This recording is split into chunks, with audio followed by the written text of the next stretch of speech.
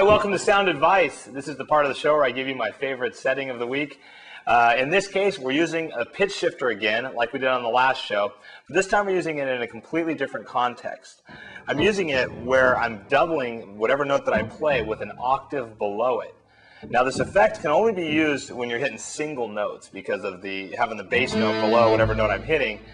It tends to muddy things up. For example, if I'm hitting this note here, which is an A on the 4th string, then the pitch shifter is playing an A down below on the 6th string for me. It's basically playing the octave below it. So if I hit 2 notes, right, then you're going to hear the bass notes being hit 2 notes below, and you'll ultimately start getting this real muddy. So you'll want to use this effect for pretty much just doing single note lines. But it's great if you're playing with a drummer and you want just a little guitar fill to throw in there. Or any kind of a breakdown where you're doing some kind of almost like a funk lick or a heavy rock lick. You've heard a lot of bands like Rage Against the Machine, or you've heard Steve Vai use this effect in a lot of different songs. The effect is this. Basically, you take your pitch shifter, you drop the effect, the pitch level, down 1 octave, which is down 12 scale steps, depending on how it's written on your whatever process you're using, whether you're using Digitech or Boss or Pod or whatever. Find out it's basically 12 half steps down. It might even say 1 octave down when you get to it. But move your pitch shifter down an octave. You want your effect level at about 60%, because if you go up, upwards of 100% with your effect level, the bass tends to drown out the guitar level a little bit, or the affected level becomes a little bit more hot than your direct level. So you want to be careful with that. But experiment with it. You can jam like even just like a blues scale, even on the higher strings, it sounds really cool. If we take like a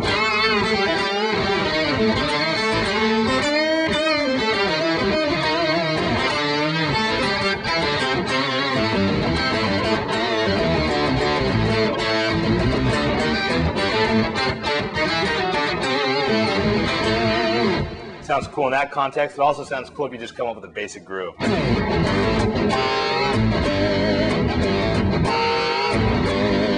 Now notice when I play on these lower notes, it becomes even much heavier because, again, now we're already on the low note and we're playing an octave down from that.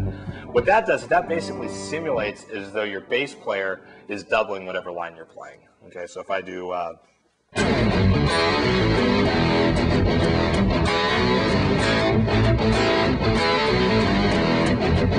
that's like my bass player is playing the exact same thing, just down an octave. So experiment with that, come up with some of your own riffs with it, try to maybe write a song or at least a part of a song with it and apply it. And all these different sound advice bits that I give you, if you just kind of mix and match, all I'm trying to do is give you a huge palette like an artist of different colors, trying to give you more colors to paint with. So experiment with it.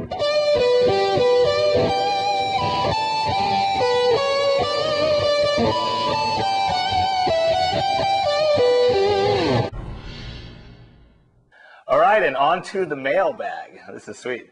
This comes in from Dolonite. Hey, Dolonite, thanks for watching the show. Dolonite asked this question.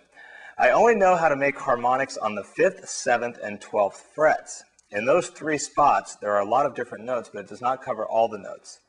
Is there a way to make any note a harmonic? And by the way, I'm not talking about artificial harmonics. He knows. I mean harmonics like I find on the 12th fret. Well, I was reading this question, and what I got from it was that we're basically talking about, you want to hear the notes. Let's do this. For example, a 12th fret harmonic, those real open-sounding harmonics, and you want to be able to play those anywhere on the fingerboard, and there is a way to do that. Typically, if you'll notice that we start at the 12th fret, that's basically our octave point. So there's something to that, right? We're basically have the strings open, and at the 12th fret, we get the real clear harmonics. But what you can do is you can actually, wherever you put your finger, you can fret out notes with your left hand. Say I fret out the 3rd fret, and I can bar it with my first finger. Well, all I have to do is go up 12 frets from that point, and I can play harmonics as well. Now, I'll show you how to do that in a second, but the point is that it's the distance from here to there would be the same. So if I bar the 3rd fret, I can go up to the 15th fret. So all these guitar mathematicians out there, 3 plus 12, 15. Now, when we're talking about the frets, we're also the fret bar. We have to play directly over the fret bar, and the fret bar is always after the actual fret that we play on. For example, if we're playing on the 15th fret, the 15th fret bar is after the fret, not before it, so don't make that mistake. So what we'll do is we'll go to the 15th fret, we'll go directly over the bar, and what we do is, what I do, and there's different ways to do this, but I hold my pick with my thumb and my 2nd finger on my right hand, right? And I leave my 1st finger available to actually fret out the harmonics. So what I'll do is, I'll be barring the 3rd fret, on all 6 strings.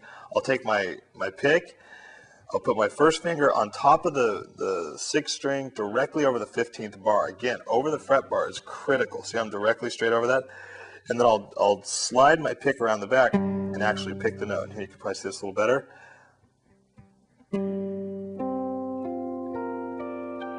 What I do is I kind of pivot the string, I pivot the pick on my first finger. And then right after I hit the note, my finger comes up and off.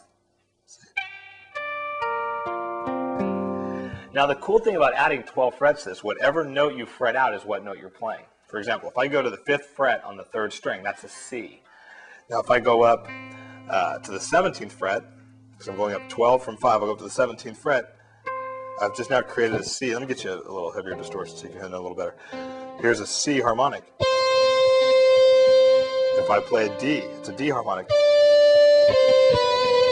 Now one of the ways you can practice this, it's kind of cool, is to just maybe take like a major scale. Let's do like an E major scale. And for those of you that don't know what that is, we'll do this. It's an E on the 5th string, so we're going to go 7 to 9. Then 6, 7, 9 on the 4th string.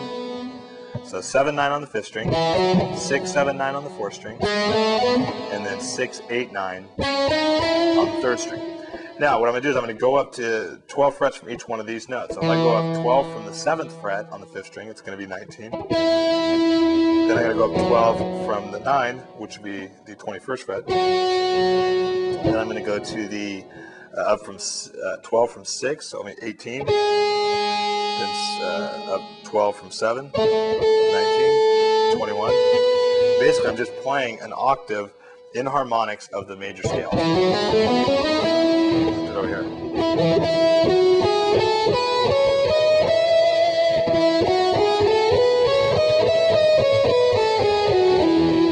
You want to play a melody with it.